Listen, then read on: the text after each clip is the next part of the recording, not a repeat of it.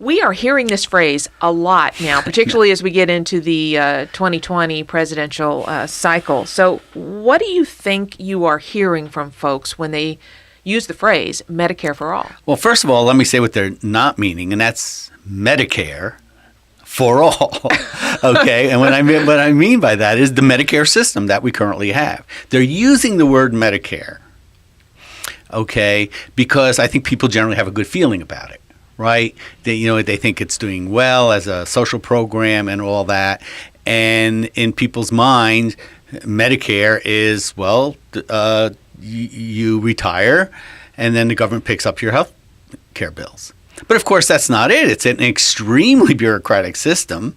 There are premiums. They can go up very high depending on your income.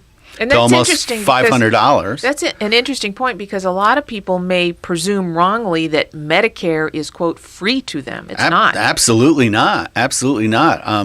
As I said, depending on your income, you can pay up to $400 or $500 a month just for what's called Part B, which is for your doctors and so on. Then that only covers 20%. So the people say there's no copay. Well, if you don't buy supplemental plans, you're going to pay 20% of every bill.